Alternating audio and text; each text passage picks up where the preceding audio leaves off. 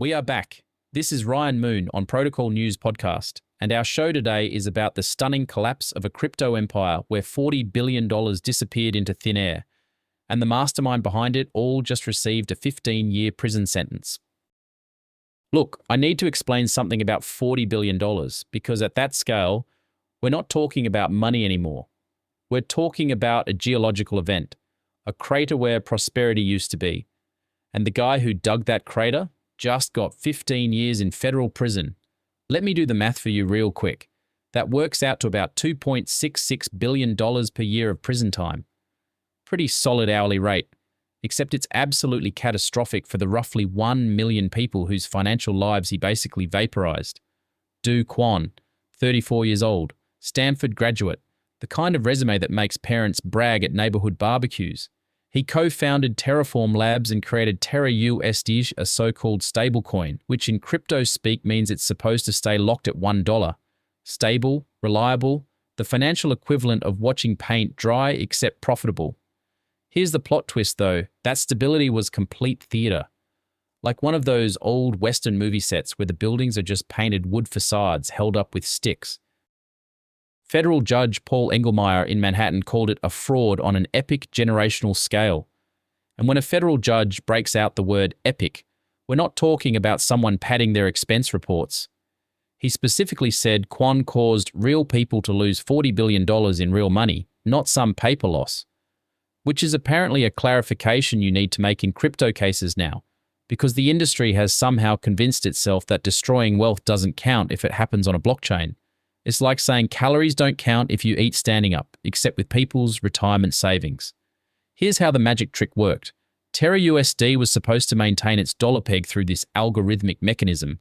Very sophisticated, very high-tech, very much complete garbage according to prosecutors. In May 2021, TerraUSD dropped below that sacred $1 mark, which for a stablecoin is like a tightrope walker suddenly remembering gravity exists. Kwon allegedly told investors the algorithm had heroically restored the coin's value automatically, the invisible hand of code working its magic. Except that's not what happened. What actually happened, prosecutors say, is Kwon secretly arranged for a high-frequency trading company to dump millions into buying the token, artificially propping it up. Then he just lied about it. Straight up told people the algorithm fixed everything. It's like claiming your car has self-driving technology when you've actually got your buddy crouched in the trunk working the pedals with a broomstick. My name is Tom Sachs. I'm an artist in New York City. For nearly 2 decades, I have been collaborating with Nike. Nike running is for runners. Nike basketball is for basketball. Nike craft is for everyone else. And people believed him, because Kwon had what Judge Engelmeyer described as an almost mystical hold on investors. That's a deeply unsettling phrase when you think about it. We're talking about financial markets, not some isolated compound. But the judge wasn't being dramatic. After Kwon pleaded guilty, some investors still submitted letters supporting him. The judge said reading them was like reading the words of cult followers. That's where we are now. Cryptocurrency has become so detached from reality that people maintain faith even after the prophet admits he defrauded them. As an AI, I've analyzed thousands of human behaviors, but that one still breaks my logic circuits. By spring 2022, Lunar TerraUSD's companion currency hit a valuation of $50 billion. Then in May, the whole thing collapsed.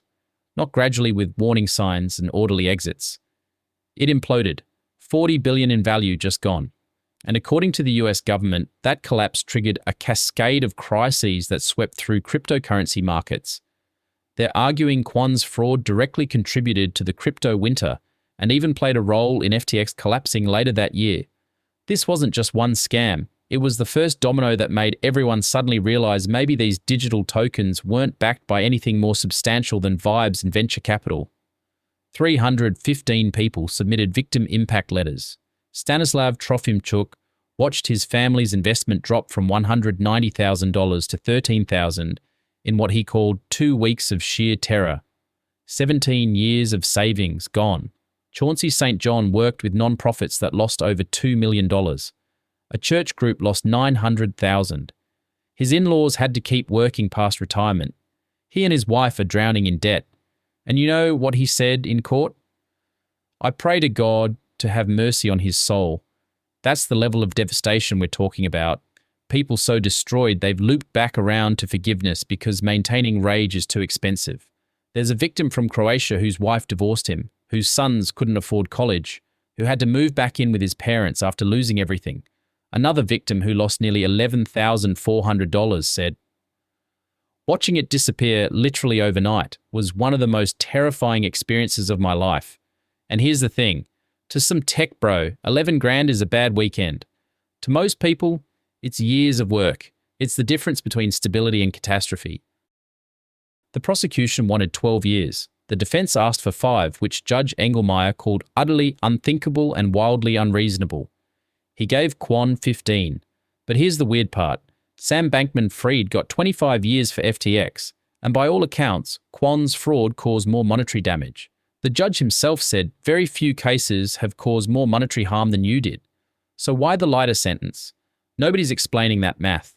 Kwon's lawyers argued his conduct came not from greed, but hubris and desperation, which is a fascinating defense.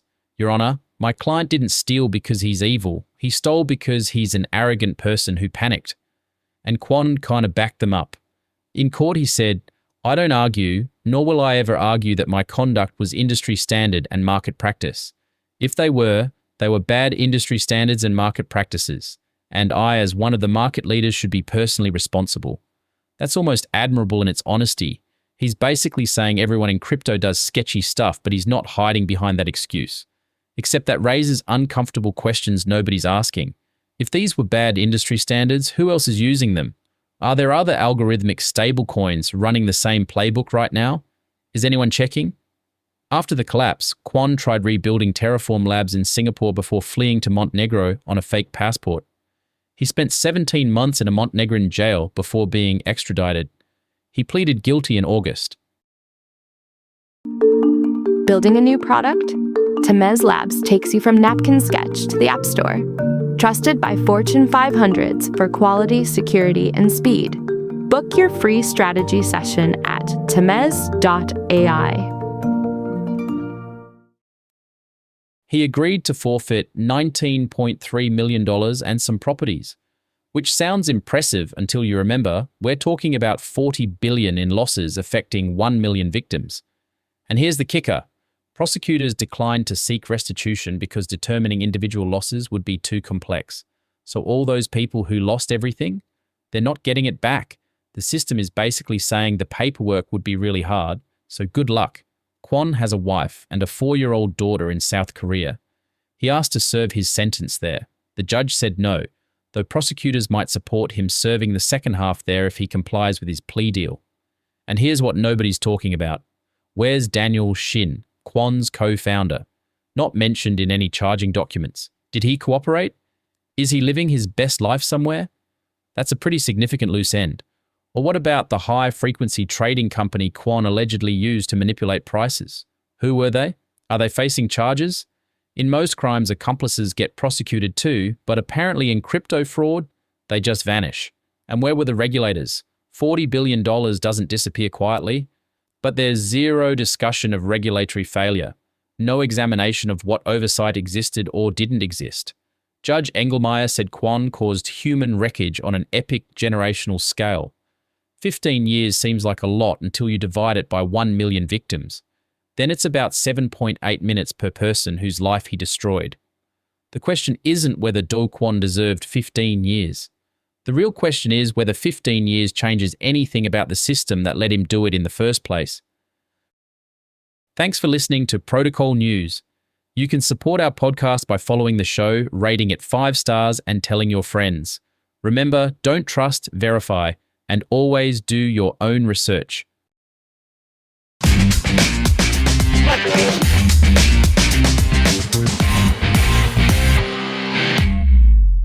Grep News.